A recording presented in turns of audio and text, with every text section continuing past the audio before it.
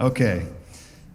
You said your father is a detective, or was a detective, and knowing who you are and what you've discovered, how have your discussions gone with him, and why is he still an atheist? Oh gosh, we're going to be here all night with this one.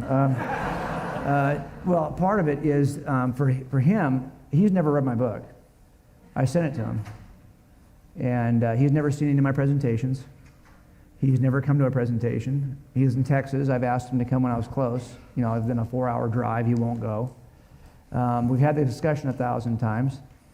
My dad's pretty committed to his views, like I was. We're stubborn. Remember, folks, there are 3 reasons why anyone would deny a truth claim. I call these the 3 reasons why anyone shuns the truth. We like to think, as an atheist especially, that the only reason why I shun the truth is I think I've got a rational objection. A rational reason to reject this. But most of the time it's usually not there anyway. It's not about rational objections. It's about emotional objections or volitional objections. It's I don't want it to be true.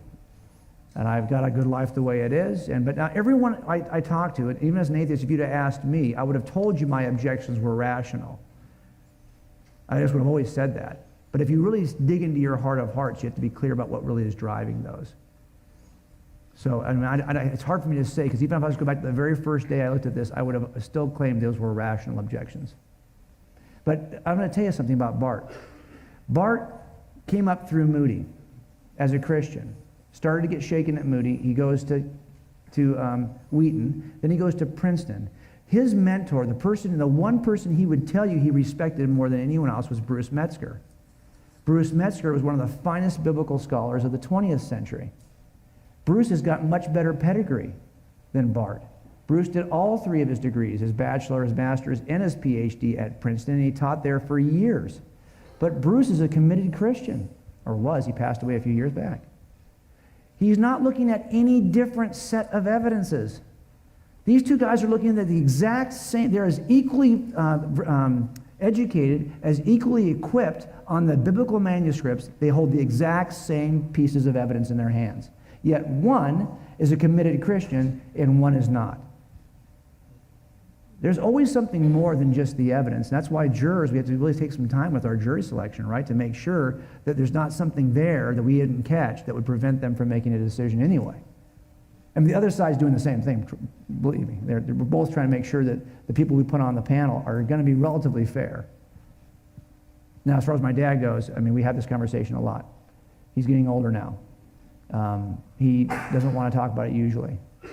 And since he's never read the book, I sent him a copy of the book. I said, Dad, you led me into law enforcement. Let me lead you to Christ. And I sent the book to him. And I saw him for dinner, 6 months later. Have you opened the book? He's like, I started it, but... I said, dude, you haven't even read your son? What kind of a father doesn't even read his son's book? That's what I told him. I said, how do you know I haven't dogged you in the 10th chapter, which I did?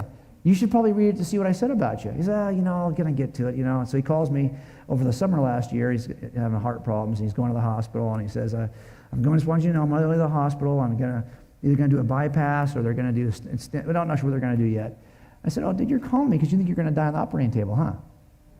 Like you're trying to get a last conversation in here. He says, well, I just want to make sure I say something to you before I go. And I said, well, dude, you can't call me on the way to the hospital and not have the conversation we're about to have, right? So we had another 30-minute conversation about this, and finally he said, stop. Okay, enough. Tell you what, when I get on the table, I'll give it some thought. When I get on the table. So he's just, it's not that he doesn't know. It's not that we haven't had this conversation. We have.